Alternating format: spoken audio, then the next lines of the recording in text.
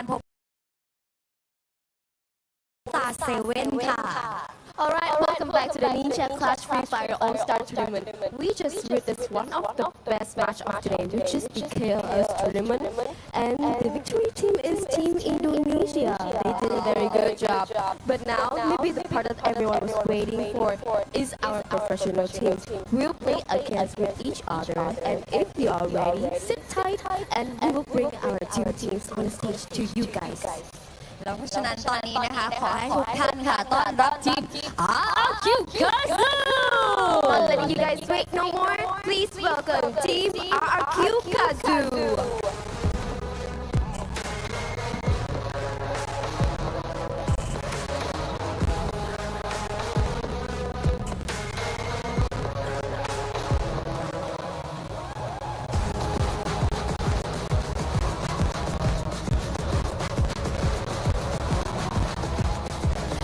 และคู่แข่งของเขาจะเป็นใครไปไม่ได้นอกจากทีมนี้เลยค่ะส่งตรงจากบราซิลนะคะโมวิสตาR7 And moving up next, our team here, coming from the Latin region, we play against the RQ Kazu. Please, may I represent to you the Movistar R7. Excuse me ทีมลอสค่ะ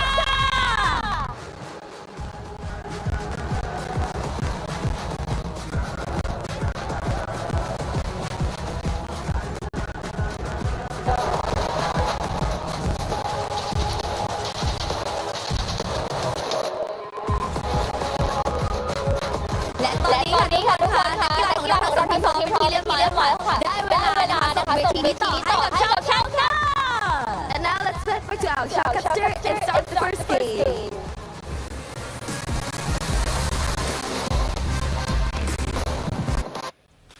Ladies and gentlemen, welcome back to the show. It's Free Fire All-Stars Ninja Clash 2025, and now the pro scene is on.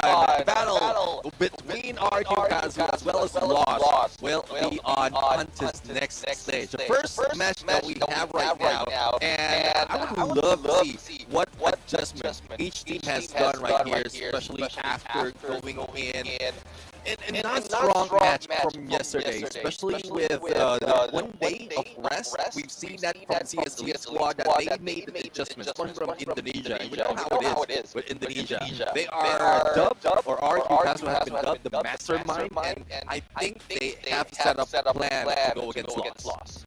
Yeah, and hopefully for Lost, they kind of pick themselves back up too, right? I feel like from the entirety of yesterday, the team that struggled the most was Movistar R7, and that was against WAG. But judging how WAG made their run to the 2-0, playoff qualification, I think it's also kind of a disservice to say that Movistar R7 had a bad time as WAG was just outclassing everyone yesterday, and they had to play the longest day. For Lost, they definitely had an interesting experience against Falcons, where Falcons basically just out-mechanic them, right, every step of the way.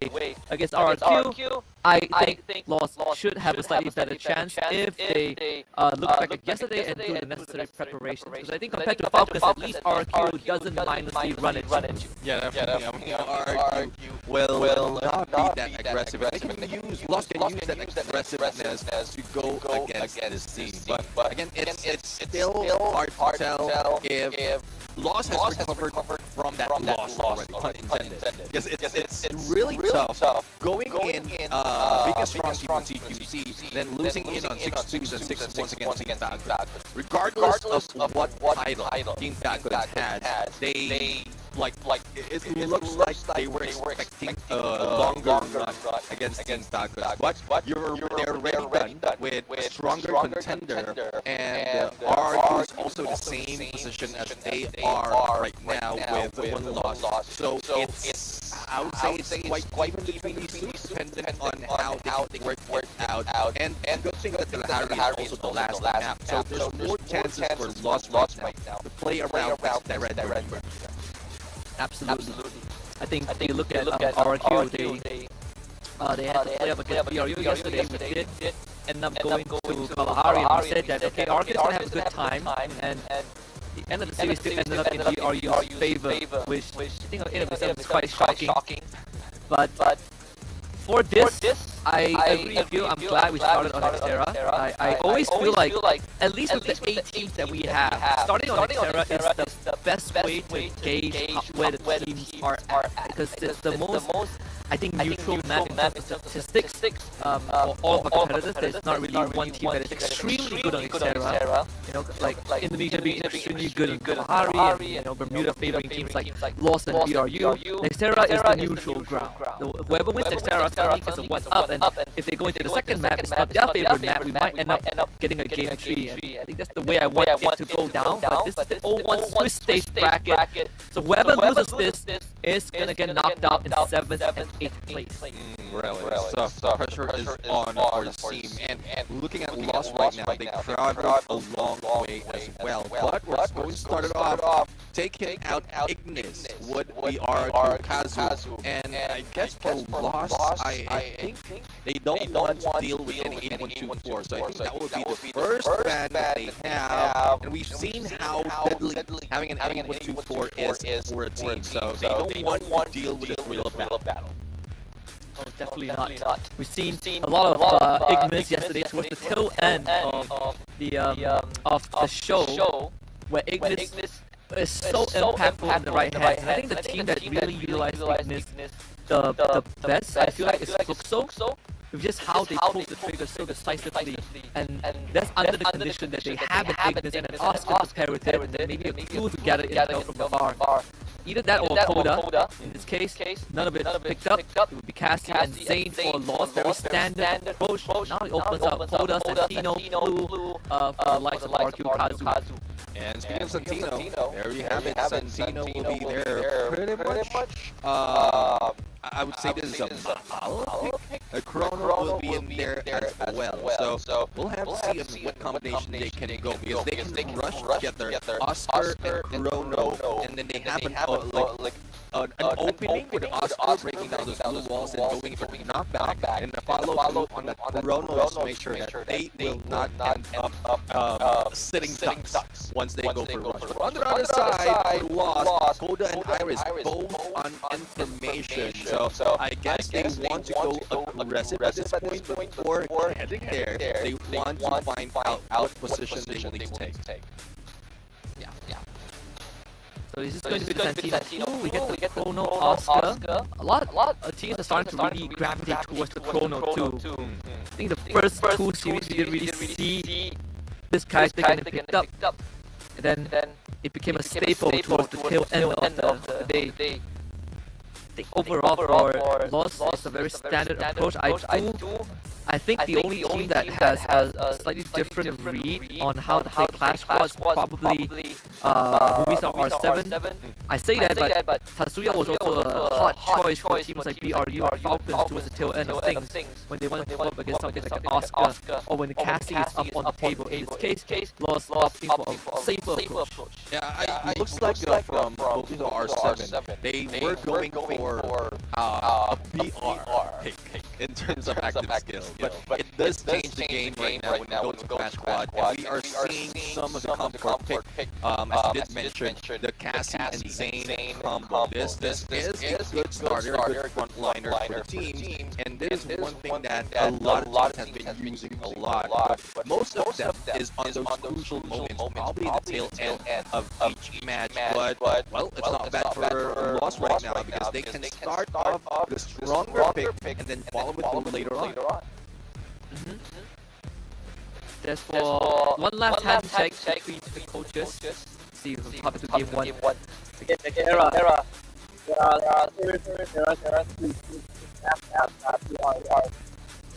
Big difference maker in terms of how the dynamic of the game is going to go.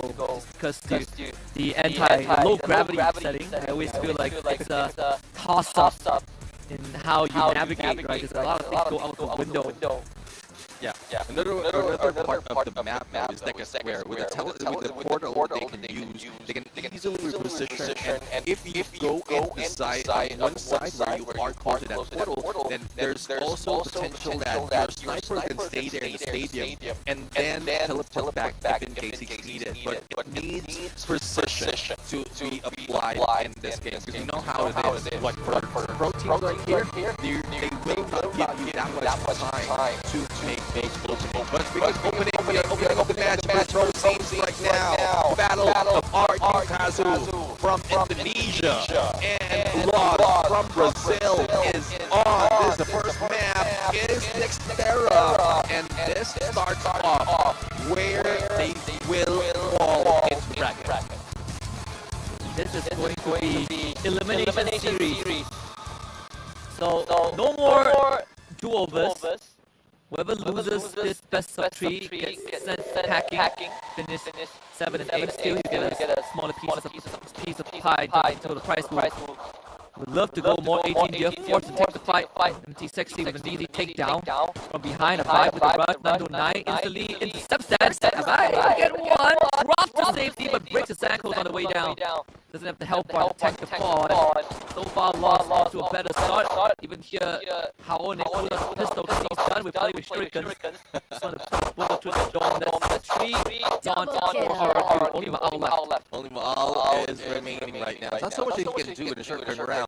So 4 men strong. Lost is grab first point. Also lost the economy later on. There you go. Rigby is the guy who finished him off with a triple shuriken. So they will have plenty of cash to work with, but not quite sure if they will be investing that well, because we know how it is. Despite a winning game, you just need to still play with economy like 800 weapons at this point. Miniguzi's Deagle will be an option, but the Kingfisher though is quite expensive, 1,000 on cash as well. So let's see how they'll make it work, because Ma'al's already using that same as good, so they don't have that much on glue walls as well as armor.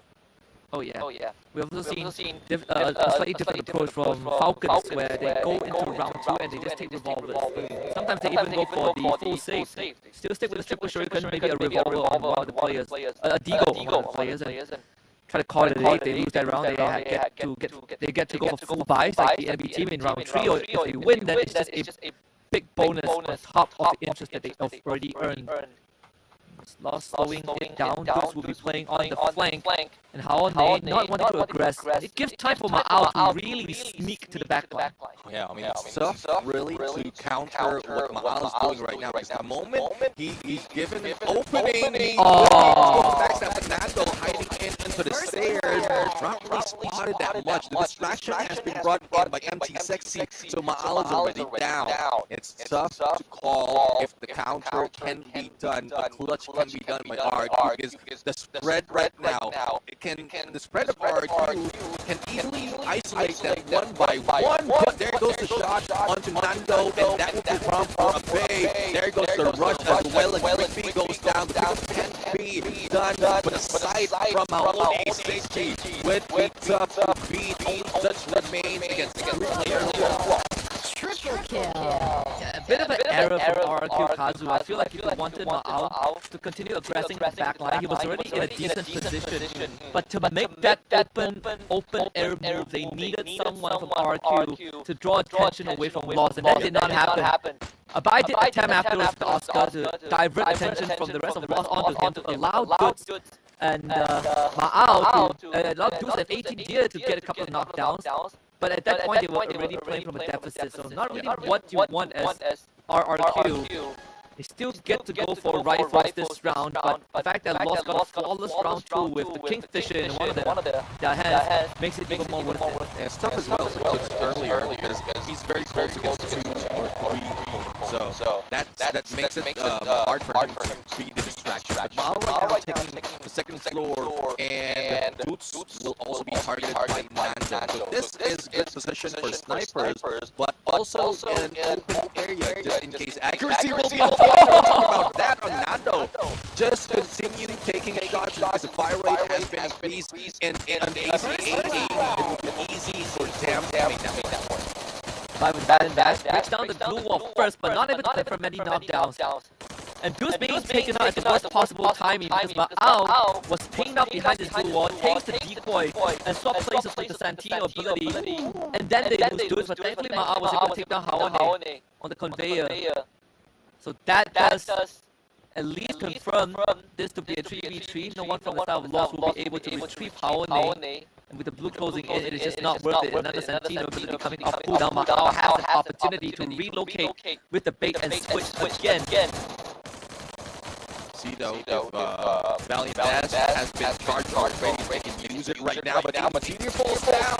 Big Mizzy coming from NC Sexy. Abe also will be the ones being taken out right now against Rigby.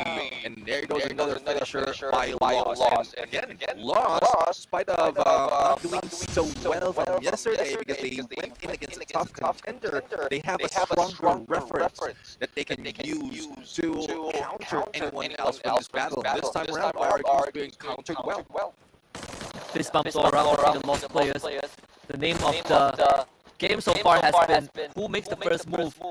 RRQ once more slow on the draw. Ma'au doesn't find any conversion. Just now we saw the attempt to come from the flank, but by the time that happened, you have too many Uzis running at the rest of the team. And that's why Lost able to make an impact, but Ma'au continues to try and at least start it off on a good note. Nandona gets knocked down. Again, grabs last square, the difference gets made a lot of time on Nextera. Ma'au relocates with the decoy. Brings himself to safety, survives the several levels. The rest of Lost tries to run down. The remainers of our RQ do somehow gets clipped on the waist by MPX. Ma'au to fight the whole day. Ready to receive that peak was just vicious. And RQ on the back foot. Yeah, I mean, it's too ambitious, but the pressure is still time. There's still time for him to recover. Ricky, will be taken down by the fireball to Amazing Deer. Have a good chance for the push. Does have the turn to play with in case he will be in a pinch.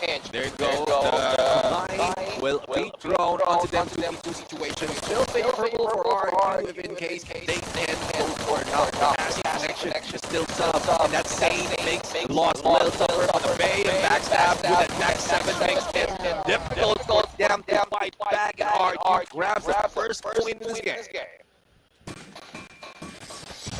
Also done. It should have been, but that round credits does go to Ma'au for getting the initial pickup onto Nando 9 because it would have gone a lot worse. Even though Lost almost pulled it back, but it does make the economy of RQ slightly better. Total network, they're not too far behind. In fact, it is Lost who has to break the bank a little bit to go for those buys.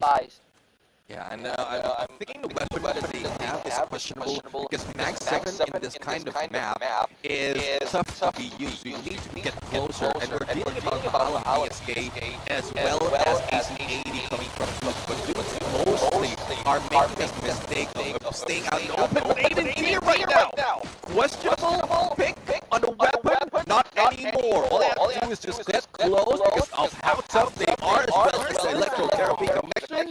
Then they can make it work that whole day as well as the empty sexy combination. One sport is the aggression, the initiative that Lost is willing to take chances and roll for it and get a good number out of that. 2 eliminations. Rigby ends up getting taken back out, so RQ gets nothing out of that exchange. We're still fishing for his first elimination. Finds a knockdown on the 909 again, but doesn't feel safe enough to go for confirmation. As the rest of Lost now is back onto a 1v2, just not the weapon for this occasion. Haone takes that down. Ma'au downs Rigby and confirms the elimination, but unfortunately for Ma'au himself, only has less than 50% health than health. In fact, it's that elimination, but doesn't buy enough distance. It's triple 3P to empty sexy, Lost up 4-1. Yeah, I mean, we know how it is when the sniper is left behind. It's difficult to deal with multiple opponents. You're using a marksman or a sniper. So you're gonna pick up at least one close range weapon from your teammates. 9/7 P90 would be best if he managed to get in the rate of 18 deer. But 18 deer was, if I'm not mistaken, the first one to go down. So it's quite tough to get into that place. Also, that part is where the flying is. So everyone has their eyes on them as well. But Duck says, I was the first one to go down earlier. I'm going to pay it for. Yeah, Haone just makes it so easy. That's 3 already. Comes in with the fireball just to 2 Haone as well. Gives himself a face at this point, of course. Single-handedly takes out the rest of the RQ. As the 5th pump comes in once more, Haone puts himself safe as a 269 elimination apiece. Dude, I mean, Haone in there. This is what I'm talking about. AC-80 in hand, and then you have an M1887 if in case you want to get close and personal with your opponent. So with the accuracy that Haone has as a sniper, even in a shotgun, it's no question that he pulls that ace. It's RRQ. And position right now for RRQ is a little bit too spread out. So there's an opening in any angle. This is what I'm talking about. This part in the portal has my lost when it's players on here is hot. And even though our decides to be the one that takes point and still will not the window, gunfights Breakbeat with the revolver of all things ends the round just like that. RRQ stood no chance. It's a booyah. 4 loss. Taking a page from Falcons. To be specific, Guerrero's point of view, and this definitely is a chance for their name not to be forgotten. Lost showed up against RRQ, and they had dominated that game. You see, no smiles, all pressure for RRQ right now. So I'm wondering if they can make that adjustment later on, because they don't have to wait for a hurry. It's a little too late if that is the point. Yeah. Suddenly the favor just shift towards Lost because RRQ felt like they didn't wake up at all. That entire game, it was Lost taking initiative. It was Lost that's making the first move, and RRQ so responsive. While more they're so passive, right? They're trying to respond rather than take action. They were trying to be very reactive to Lost, and a lot of times we see these calls from RRQ that felt like it wasn't really the best call out, trying to go for very slow flanks, and there was no one trying to facilitate those moves.